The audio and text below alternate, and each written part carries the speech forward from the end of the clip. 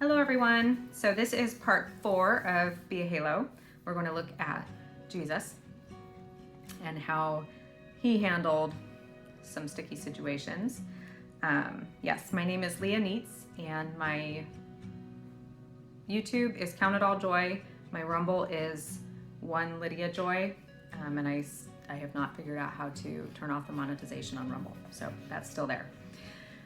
Okay. So here we go. So we're going to look at a couple of situations where Jesus is shown speaking the truth in love with the best of intentions, but the full truth, and not putting up with any darkness. He's shining his light in the darkness. He's pushing it out, destroying evil, kicking Satan in the face. And we're going to look at what that looks like. So in John 2:13 through 17, we see Jesus after Passover going into the temple. It was after or before, going into the temple, and he sees merchants there. And I believe this actually happened on more than one occasion, because we see it in all of the Gospels, but in the other Gospels, it happens after his triumphal entry.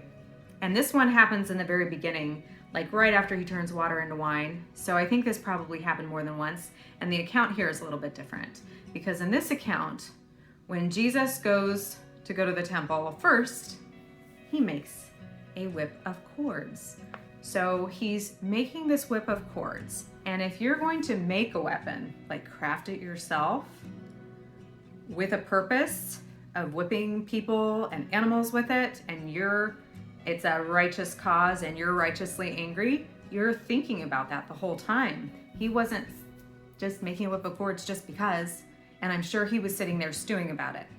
I'm sure every little strand of cord that he was weaving into there, he was thinking about how these people had come in and who they had robbed and how they had robbed them, and what little old lady came in there with her only little sheep that was a perfect little sheep, and she was going to offer it to the Lord, and they told her it wasn't good enough, and they took everything that she had because all she wanted to do was worship the Lord.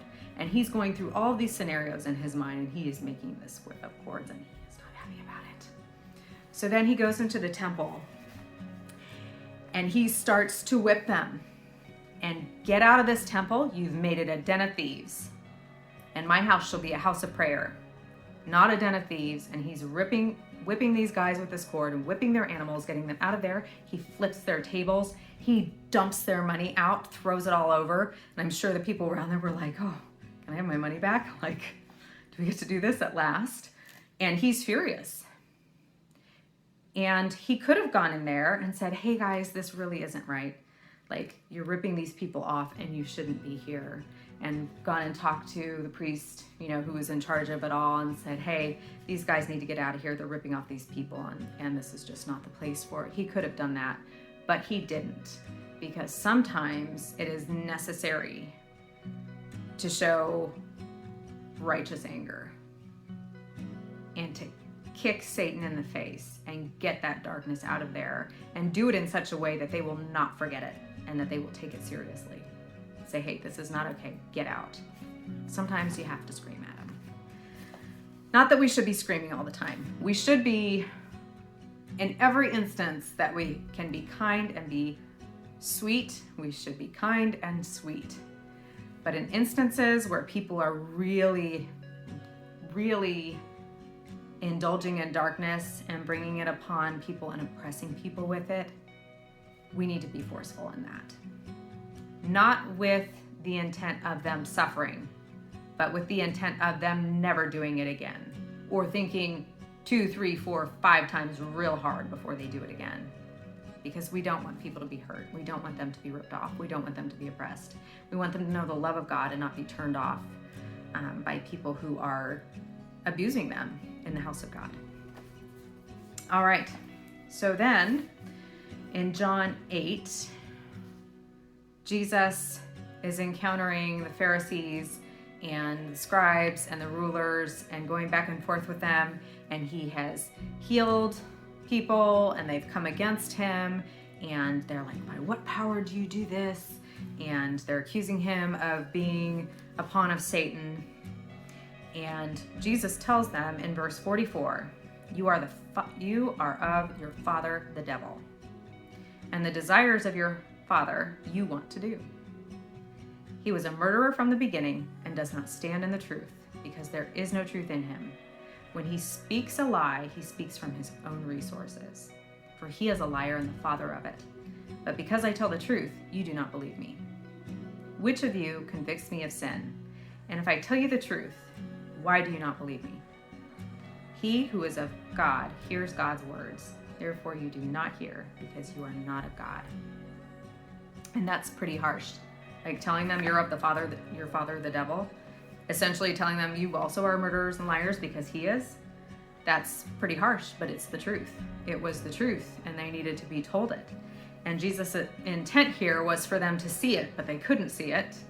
But his intent was to show them the truth, because if someone can see the truth, then hopefully, if they're headed for the darkness or they're living in it, they will turn around and come back to the light.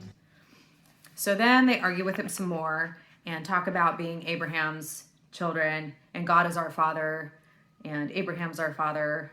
And Jesus tells them, if I honor myself, my honor is nothing. It is my Father who honors me, of whom you say that he is your God.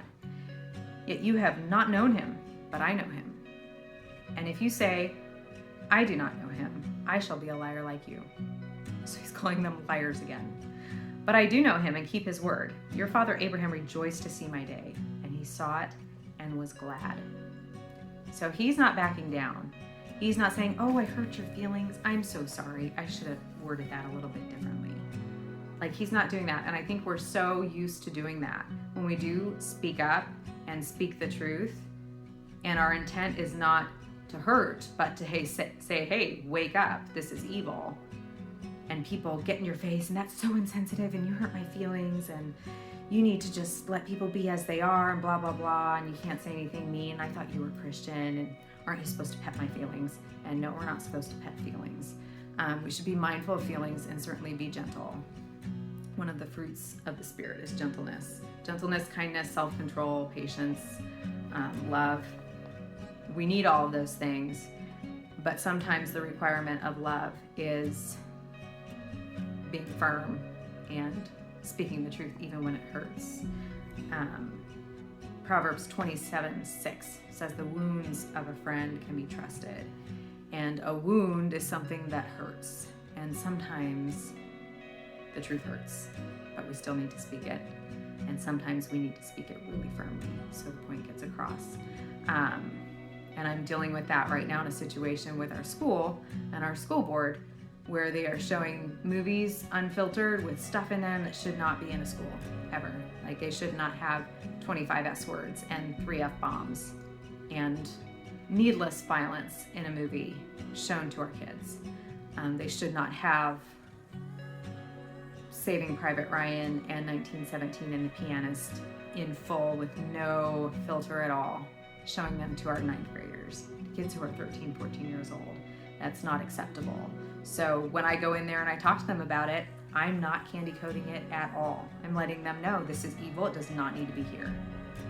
And I'm pushing out the darkness. I'm not going to let it be there. I'm not going to tolerate it in our schools at all. Yeah, those are situations where we just have to stand up and speak up and be bold and not take the garbage of the devil. I'm not here to pet anybody's feelings, especially the devil's feelings. Yes, flattery is not a good thing. So, yes, I think that's it for this one. Nice and short. So, I will see you guys back for part 5. I don't know if this is really a part 5. We may or may not do a part 5. We'll see. All right. See you later. Bye-bye.